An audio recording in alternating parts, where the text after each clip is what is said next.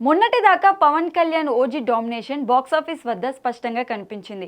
రెండో వారంలోకి అడుగు పెట్టక ముందే 250 కోట్ల గ్రాస్ వసూలు చేయడం అభిమానులను సంతోషపరిచింది.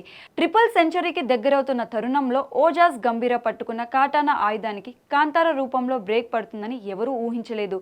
మొన్న రాత్రి ప్రీమియర్లతో విడుదలైన ఈ డివోషనల్ డ్రామా తొలి రోజు 70 నుంచి 80 కోట్ల దాకా వసూలు చేసి ఉంటుందని ట్రేడ్ టాక్. ఇది షాకింగ్ నెంబరే. కన్నడలో బీభత్సంగా ఆడటంలో ఆశ్చర్యం లేదు.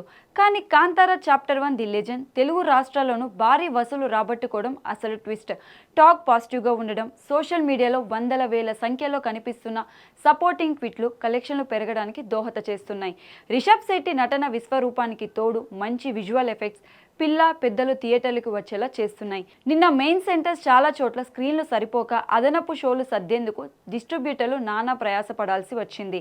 దసరా సెలవుల్లో థియేటర్ ఎంటర్టైన్మెంట్ కోసం చూస్తున్న కుటుంబ ప్రేక్షకులను కాంతారా చాప్టర్ 1 తన వైపు లాగేందుకు గల ప్రధాన కారణం ఓజీకి సెన్సార్స్ ఇచ్చిన ఏ సర్టిఫికేట్. 18 ఏళ్ల లోపు పిల్లల్ని మల్టీప్లెక్స్లకు అనుమతించడం లేదు. టికెట్లు తీసుకున్నా సరే నో అనేస్తుంది. హింస మోతాదు ఎక్కువగా ఉండటంతో కట్ లేకుండా వైలెన్స్ని చూపించడం కోసం నిర్మాతలు అడల్ట్స్ ఓన్లీని తీసుకున్నారు. ఇప్పుడు అదే శాపంగా మారింది.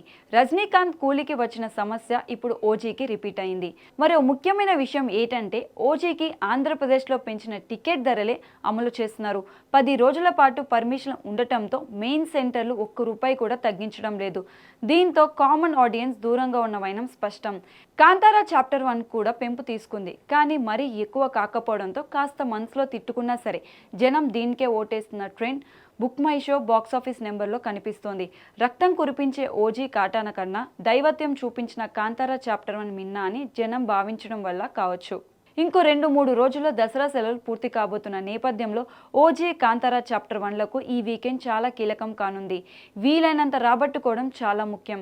Kantara break even target AP Telangana కలిపి సుమారు 90 కోట్లు ఉందని పంపిణీ వర్గాల నుంచి వినిపిస్తున్న మాట. ఇక ఓజీ విషయానికి వస్తే లాభాలు రావాలంటే ఇంకో 50 కోట్లు దాకా రావాల్సి ఉందని అంటున్నారు. ఈ లెక్కన ఇద్దరి టార్గెట్లు పెద్దగానే ఉన్నాయి.